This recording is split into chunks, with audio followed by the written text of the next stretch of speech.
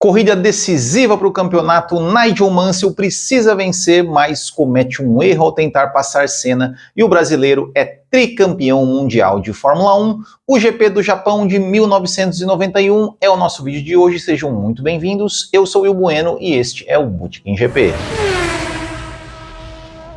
Fala, bacharéis do Botequim, sejam todos muito bem-vindos a mais um vídeo, continuando nossa série sobre a temporada de 1991, hoje com a história do GP do Japão, 15ª etapa disputada no dia 20 de outubro no circuito de Suzuka. E essa era uma etapa que podia decidir o campeonato em favor de Ayrton Senna. Para o brasileiro bastava chegar na segunda posição, independente do resultado de Nigel Mansell. Já o Mansell, para continuar vivo no campeonato, precisava ou vencer ou chegar em segundo, para ainda matematicamente ter chances de levar o título para a decisão do título para a Austrália, claro, a depender aí do resultado também do Ayrton Senna. E por toda essa expectativa do GP do Japão, corrida de madrugada, a Rede Globo fez aí um programa pré-corrida com apresentação do Léo Batista e o Reginaldo Leme, reportagem do Reginaldo Leme perguntando aí no paddock se o campeonato seria decidido ou não nessa corrida do Japão. Bom, eu acho que tudo correr normal, decide aqui, né, porque a gente precisa fazer 5 pontos, então se tudo for normal, ele não tem nenhum problema para fazer os 5 pontos dele. I think Nakajima acha que vence Senna.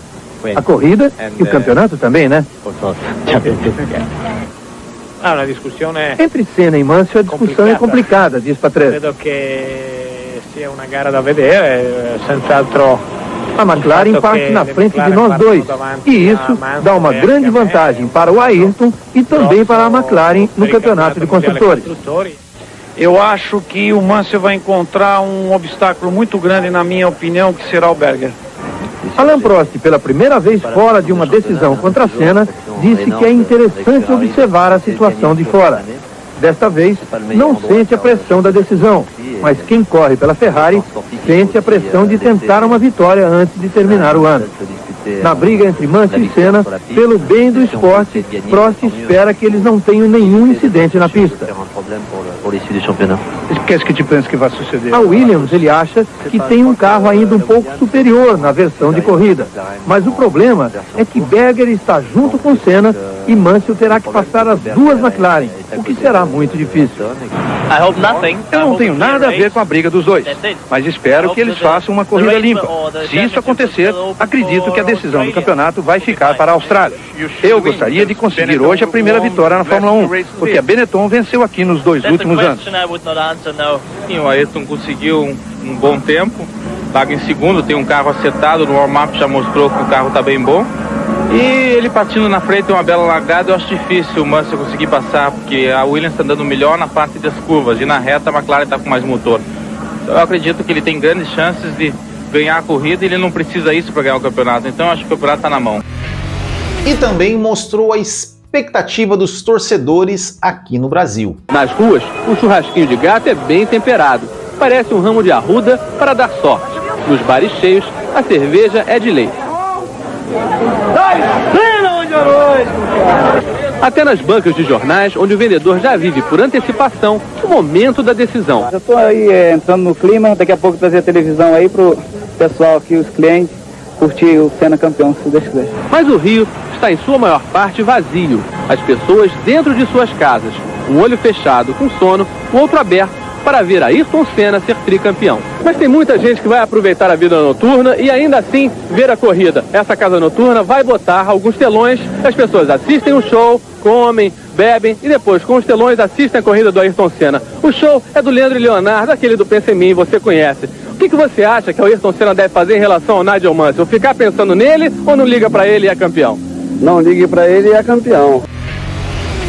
Ainda no pré-corrida, o Reginaldo Leme também falava sobre o futuro de Nelson Piquet na Fórmula 1 e fez uma pergunta de duplo sentido ali para o Piquet, olha só. 202 grandes prêmios, 39 anos de idade e 13 vividos dentro da Fórmula 1. A vida de Nelson Piquet, um tricampeão mundial, sempre foi movida a gasolina. Mas depois de passar por 4 equipes na Fórmula 1, 2 delas com condições de lhe dar título mundial, Piquet chega a um momento crítico da sua carreira. Piquet está agora diante de uma única chance de voltar a correr por uma equipe grande, a Ferrari. Entre ele e a equipe, os entendimentos estão adiantados. Mas o segredo é importante porque tudo depende do que acontecer entre Prost e a Ferrari. Mas se isso não der certo, Piquet está decidido a parar de correr. A curiosidade é tanta, mas eu não posso falar nada enquanto não resolver as coisas, porque pode dar para trás. Então, estou esperando tudo se concretizar para abrir a notícia. Quando a gente tem um receio assim de dar para trás, é porque a coisa é grande. Não, é como se falar o Val racha, né? Ou eu vou para um carro melhor, um time que eu possa ser mais competitivo, ou então eu paro. Quando o medo de dar para trás é porque a coisa é grande. O Reginaldo Leme foi maldoso. Foi maldoso com o Piquet, né? Mas falando em Piquet, né, o Piquet tinha anunciado, a Benetton tinha anunciado que não renovaria o contrato de Nelson Piquet para 92 e quem substituiria o brasileiro seria Martin Brundle. Também ali no pré-corrida, né, antes nas semanas, dias que antecederam a corrida, no dia 15 de outubro, o Bertrand Gachot foi solto, saiu da prisão, mas ele pensou até em voltar ali, queria voltar para o seu lugar na Jordan, mas seu lugar já tinha sido ali vendido para o Alessandro Zanardi, então ele ainda continuava fora da Fórmula 1. E quem também saiu, quem também não participou desse GP do Japão, era o Ivan Capelli na Leyton House, né? O dono da Leyton House, como é que é o nome dele aqui, meu Deus do céu? O Akira Akagi. Ele foi preso, ali, algumas questões financeiras, ele era muito ligado no Capelli, quem assumiu o comando da Leyton House tirou o Capelli e colocou em seu lugar o Karl Wendlinger, que também era piloto da Mercedes, foi um esquema parecido com o que fez ali o Schumacher na Jordan, fez com o Karl Wendlinger na Leyton House, então Karl Wendlinger estrearia na Fórmula 1 neste GP do Japão. Grid de largada para o GP do Japão, as duas McLaren na frente com Gerhard Berger na pole position, seguido por Ayrton Senna em segundo, segunda fila com Nigel Mansell em terceiro, Alain Prost em quarto, e terceira fila Ricardo Patrese em quinto e Jean Alesi em sexto. Nelson Piquet largando na 10ª posição e Maurício Gugelmin em 18º. E a estratégia do Senna para vencer o campeonato era bem simples, era o Berger largando na frente, deixar o Berger e disparar na frente, enquanto ele, Senna, ficaria ali tentando segurar o Mansell, atrasar, né, o lado do Mansell para que o Berger pudesse disparar, e mesmo que depois o Mansell conseguisse por acaso passar o Senna, que ele não conseguisse chegar no Berger. E na largada, as duas McLaren se mantiveram na frente. Para ver esse momento de expectativa, luz verde, Senna fecha para cima de Mansell para evitar a passagem de Mansell. Boa manobra de Senna. Berger em primeiro, Berger olhou para deixar Senna passar, não deixou, Berger é o primeiro, Senna é o segundo, Mansell é o terceiro. Como as McLaren queriam. Berger em primeiro, Senna em segundo, Mansell em terceiro, o Senna espertamente largou para dentro, foi para cima de Mansell. Dois detalhes dessa largada que é o seguinte, primeiro que o Piquet ele teve que largar lá no fim do grid da última posição, porque o seu carro ficou parado, ali apagou na saída para a volta de apresentação, então ele teve que largar lá de trás. O segundo detalhe é que em 1991 mudaram o lado de largada do pole position, o pole position começou a largar por fora, de 1987 até 1990, né, quando o Suzuka voltou para a Fórmula 1, o pole position largava do lado de dentro da curva, até tem aquela história que fala que 90 mudaram o lado da pole position. Não mudaram. O pole sempre largou por dentro. O Senna que pediu para que mudasse o lado do pole e o pedido não foi atendido em 90, mas em 91, sim, aí o pole position então começou a largar do lado de fora da curva. E ainda na primeira volta, o motor Ferrari do Jean Alesi estoura e ele já abandona a prova. E no final da primeira volta ainda também um acidente envolvendo 4 carros, as duas da Lara, né, de JJ Leto e Emanuele Pirro, a Jordan de Andrea de Césares e a Leyton House do estreante Karl Wendlinger. Então o Karl Wendlinger, assim como o Schumacher, também estreou ali, só andou alguns metros e já abandonou a prova. E o Mansell já tentava passar o Senna no início da prova, ele consegue se aproximar nas curvas, mas nas retas o motor Honda aí falava mais alto. E vamos curtir um pouco aí do onboard com o leão Nigel Mansell. Vai vendo o Senna e o Mansell. No S, o Senna tenta fugir. Vai para a subida e para a curva do design. Aí acelera. Na freada do Herpin mais lá na frente, o Mansell deve se aproximar. Aí a subida e a curva do design. Mais um pouco ele chega no hairpin. Aí na saída a Senna tenta fugir.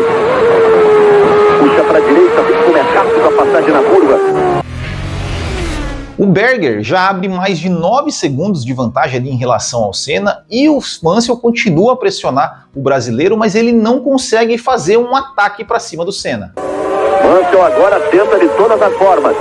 Já mudou o traçado. Vai para cima, vai ameaçar o Mansell. Vai mergulhando em cima do carro do Senna. Mais uma vez faz uma saída melhor de curva. E mais uma vez o Mansell vai mergulhar em cima do hairpin, repare. Mas aí, na 9ª volta de corrida... 5 e 9, a vantagem de Berger é 10 segundos, ponto 5. E o Mansell no curvão, passou reto Mansell! Passou reto Mansell! Passou reto Mansell, acaba o campeonato mundial, porque aí ele não consegue mais voltar! Vai acabando o campeonato mundial! Ayrton Senna pode comemorar e comemora. Ayrton Senna é tricampeão mundial de Fórmula 1.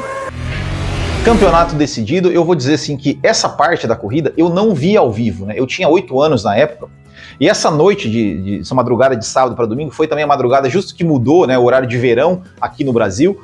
E foi o primeiro ano assim que eu lembro que eu fui entender que a corrida no Japão era de madrugada. Porque até então, 89, 90, eu assistia as corridas, as decisões do campeonato no domingo de manhã, 9 horas do horário normal, que era um compacto, mas eu achava que era ao vivo. E aí em 91 eu fiquei, opa, mas é de madrugada. Eu pedi para minha mãe me acordar, né, para assistir de madrugada a corrida. Ela me acordou, só que ela me acordou já estava um pouquinho mais no meio. Então quando eu comecei a assistir corrida, o Mansell já tinha saído, o Senna já estava na frente, então o Senna já era o tricampeão. Não, só fui ver isso aí realmente depois. E o Galvão Bueno fala um pouco sobre a carreira do Nigel Mansell. O Senna foi buscar e a McLaren trabalhou, e o Senna fez corridas maravilhosas, olha como a frente saiu, e aí não deu para o Mansell. Mas o Mansell, para deixar de ser o leão apenas que faz o espetáculo e ser o leão vencedor e ser campeão, ele tem que parar de cometer esses erros na hora da pressão. Ele tem toda uma corrida pela frente, ele tem mais carro, mas mais uma vez ele fez o espetáculo e se atrapalhou na sua própria falta de tranquilidade. E o Senna, né, sem o Mansell na pista, ele começou a acelerar, né? Ele estava virando ali 1,46, né, quando estava sendo pressionado pelo Mansell, e ele começou a virar 1,43, fazendo volta mais rápida em cima de volta mais rápida. E com 15 voltas completadas, as posições são Berger em primeiro, Senna em segundo, Patrese em terceiro, Prost em quarto, Martini em quinto e Schumacher em sexto. O Senna rapidamente chegou no Berger ali, brincando, né, foi virando rápido em cima de volta rápida, já colou no Berger e fez a ultrapassagem na volta 17. O ronco forte nos Hondas V12 rasga a madrugada aí no Brasil e Senna vai pra cima de Berger. Já embutiu, já saiu, já brigou, já tirou de lado, já passou e já assume a ponta. Assume a liderança da corrida Ayrton Senna. O Senna para nos boxes na volta 21 e o Reginaldo Leme fala sobre o recorde mundial de pit stop na Fórmula 1. O recorde mundial de troca de pneus ainda pertence à Ferrari, também em Portugal, em 1985, com a incrível marca de 4,91 no carro de Stefan Johansson, em 85, no Grande Prêmio de Portugal. 4,91 para a troca de 4 rodas. Vocês veem só, o recorde era 4,9 em 85. Hoje os caras trocam pneus ali com menos de 2 segundos. E falando em troca de pneu, a TV japonesa mostrou a parada do piloto da casa Satoru Nakajima e o Galvão falou um pouco sobre ele. Deve ter sido a única vez no ano que a televisão se preocupou em mostrar a troca de pneus do Nakajima. Tá certo a homenagem para ele, está em casa. Grande ídolo do automobilismo japonês e que está no finalzinho de sua carreira. Muito importante para o automobilismo do Japão, eu diria internacional. Porque quando ele começou o desenvolvimento com o Honda, ele que tinha sido campeão em todas as categorias aqui no Japão, ele atraiu realmente a atenção, ajudou a que o Japão abrisse mais os olhos para a Fórmula 1, para o automobilismo internacional, e o que caiu de ienes em cima do automobilismo internacional, de patrocinadores, de equipes compradas, a injeção de capital capital que o automobilismo internacional recebeu dessa economia fortíssima que é o Japão, também muito disso se deve a Satoru Nakajima. Mas aí, pouco tempo depois... Aí, ó. Sabe quem é? Olha só. Satoru Nakajima-san. Assim ele termina. É uma figuraça. Saiu inteiro. É uma grande figura o Nakajima. Corrida para ele fazer na boa, curtir esse grande prêmio do Japão, o último da sua carreira. Não tem jeito. Ele já sai detonando. E na 31ª volta acaba a corrida para Satoru Nakajima. Engraçado que é a segunda vez na temporada que o Galvão zica o Nakajima. Lá em Phoenix, na primeira corrida do ano, o Galvão também estava elogiando o Nakajima. O Nakajima passou reto, errou e tudo. Não era bom, né? O Nakajima ser elogiado pelo Galvão, não. E com 33 voltas completadas, as posições são Senna em primeiro, Berger em segundo, Patrese em terceiro, Prost em quarto, Martini em quinto e Schumacher em sexto. E antes de continuar contando a história do vídeo, quero convidar vocês a conhecer a nossa loja do Botequim, onde você encontra aí camisetas exclusivas aí para os fãs da Fórmula 1. É só acessar botequimgp.com.br, escolher sua camiseta e lá garantir a sua. E também siga a gente lá no Instagram, no @lojabotequimgp. Na volta 34, o Schumacher abandona a prova com problemas de motor e o Galvão Bueno dá aquela cornetada no alemão. A corrida acabando para Michael Schumacher. Ó, fizeram a opção deles. O inglês do novo dono aí da Benetton, o Walkinshaw, Tom Walkinshaw. Mas o Briatore, evidentemente, tudo isso avalizado pelo Luciano Benetton, que chegou hoje para assistir a corrida, eles fizeram a opção. Não quiseram mais o Piquet e o Moreno. Olha, com o Schumacher e com o Brundle, eles vão gastar dinheiro, viu? Eles vão gastar dinheiro na próxima temporada, porque o que eles batem não é fácil. É engraçado, né? Falando, fizeram a escolha dele, falando que o Schumacher ia bater pra caramba. O Schumacher até então não tinha batido em 91, talvez um treino, não sei. Mas, e aí engraçado também que o Galvão na corrida anterior, né, na Espanha, que o Schumacher começou bem ali, passou o Mansell, ele falou, não, que esse alemão mostra que é fera mesmo, não sei o quê. Aí agora ele tá falando que a Benetton vai gastar dinheiro com batidas do Schumacher e do Brundle. Vai entender, né, a cabeça do Galvão. Mas logo em seguida, o Galvão diz outra coisa sobre o automobilismo brasileiro. Os títulos mundiais desse automobilismo que, por exemplo, esse ano, vejam só uma coisa, tem um campeão japonês de Fórmula 3, o Carcass, que está aqui do nosso lado. Tem um campeão inglês de Fórmula 3, Rubinho Barrichello. Tem um campeão internacional de Fórmula 3000, Christian Fittipaldi. E tem o campeão mundial de Fórmula 1, Ayrton Senna. Por isso é que eles vão à loucura cada vez que um garoto sai do Brasil com o capacete em uma das mãos e o mundo a ser conquistado com a outra, que chega cheio de esperança, que chega cheio de talento e cheio de vontade. Cada vez que um garoto desse aparece, mais na Inglaterra que em outro lugar, eles dizem, não, lá vem outro para fazer a festa em cima da gente. Fase do Brasil, hein? Que fase do Brasil, hein? E eu tava pensando assim, né? Olha, se me dissessem, se naquele dia, ali, dia 20 de outubro de 1991, alguém me dissesse que aquele seria o último título conquistado por um brasileiro, pelo menos nos próximos 33 anos, eu ia mandar internar o cara no hospício, que o cara tava louco. Imagina, último título do Brasil? Imagina só, isso se me falassem depois, ainda em 92, 93, quando o Christian Fittipaldi, Rubinho entrou na Fórmula 1, eu tinha certeza que esses caras iam ser campeões, mas, né, enfim, não aconteceu. Na volta 39, o Martini, que vinha fazendo uma boa corrida aí com a Minardi, abandona a prova. Na parte final da prova, o Berger até começou a andar mais rápido, começou a se aproximar do Ayrton Senna, e olha só que onboard sensacional do Berger, olha só. Olha o Berger aí.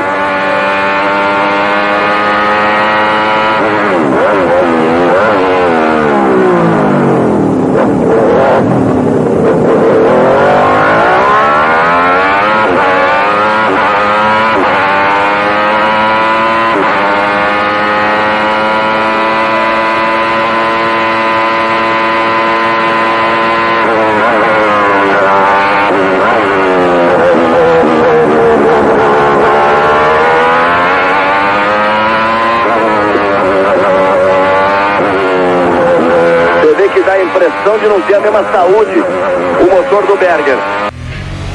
Bom, e nada mais de interessante aconteceu na prova e Ayrton Senna chega para vencer, mas... Ayrton Senna, aí vem ele, na Shingame, Berger se aproxima muito, Berger encosta, ele faz o sinal para Berger, aí vem Senna, ele faz o sinal, eu sabia! Senna deixa Berger passar! Brasil! Gerhard Berger vence! Ayrton Senna do Brasil, tricampeão mundial de Fórmula 1! Ele tira o pé na entrada da reta, deixa o amigo Berger passar, é dia de festa para todo mundo, Berger conquista sua primeira vitória, Senna mostra como é feito um grande ídolo e um grande esportista. O Galvão Bueno já contou várias vezes essa história de que ele tomou uma bronca por causa desse eu sabia, né? Daí que ele falou que ele recebeu uma cartinha, ela falou assim, ó, se você sabia, você devia ter falado antes, né? E não deixado para falar depois, não pode esconder a informação desse jeito. E também tem a história, né, de que o Berger não gostou muito dessa ordem de equipe, o próprio Senna também não gostou, né, de ter que ceder a vitória pro Berger. Não foi aquela coisa assim, ai, nossa, olha como o Senna foi bondoso. Não, ele foi mandado, obedeceu e não gostou, nem ele gostou, nem o Berger também gostou, mas de certa forma ali foi uma festa aí de celebração da McLaren. E um momento bacana que aconteceu ali depois, né, que acabou a corrida, quando o Senna chegou com o carro, foi que o Nigel Mansell estava lá esperando o Senna para poder cumprimentar o brasileiro. E o Mansell com Senna, grandeza de Mansell, grandeza de Nigel Mansell. Que coisa bonita, que grande momento. É assim que devem ser as coisas no esporte. E quem ama e quem gosta e quem vive no esporte realmente se emociona. E não há como não se emocionar com um momento, com uma coisa dessa no esporte. Outra coisa interessante também é que a Globo mostrou ali o pós-corrida, mostrou as entrevistas do Senna e tal, né, entrevista com os pilotos ali, coisa que raramente acontecia nas transmissões brasileiras. Foi muito estimulante para mim. Em 88, quando eu ganhei aqui também, em 89 eu fui roubado, feio pelo sistema, e isso eu jamais esquecerei. Mas em 1990 o negócio foi ao contrário. Foi um campeonato triste o de 90, mas foi resultado do campeonato anterior, de 89, da política, que teve um papel muito importante em 89. E em 90, 91, nós conseguimos um campeonato limpo, sem política, sem políticos. Foi um campeonato técnico e esportivo que nós tivemos esse ano. E eu espero que isso seja um exemplo, não só para mim mesmo, mas para todos que competem na Fórmula 1, agora e no futuro também. Gerhard Berger, vencedor da prova 53 voltas, Ayrton Senna em segundo a 300 milésimos, Ricardo Patrese em terceiro a 56 segundos, Alain Prost em quarto a 1 minuto e 20, Martin Brundle da Brabham em quinto, uma volta atrás, e Stefano Modena da Tyrrell em sexto, uma volta atrás. Classificação do campeonato após 15 etapas: Senna, campeão, 91 pontos, Nigel Mansell em segundo, 69, Ricardo Patrese em terceiro, 52, Gerhard Berger em quarto, 41 e Alain Prost em quinto, 34. Campeonato de Construtores, McLaren líder 132 pontos, Williams em segundo 121, Ferrari em terceiro 55, Benetton em quarto 37 e Jordan em quinto com 13 pontos. Bom, e aí o Senna tricampeão, né, claro, quando chegou foi toda aquela festa aí, várias homenagens ao brasileiro, várias reportagens aí falando, recebeu chave de cidade, foi escoltado pelo caças da Força Aérea, enfim, várias coisas aí em homenagem ao nosso tricampeão. Pilotar o próprio jato, escoltado por 2 caças da Força Aérea. Não, ser tricampeão do mundo não é só isso. É também atrapalhar o trabalho no aeroporto da maior cidade do Brasil. Faz parte de um outro circo da Fórmula 1, que tem até bandinha.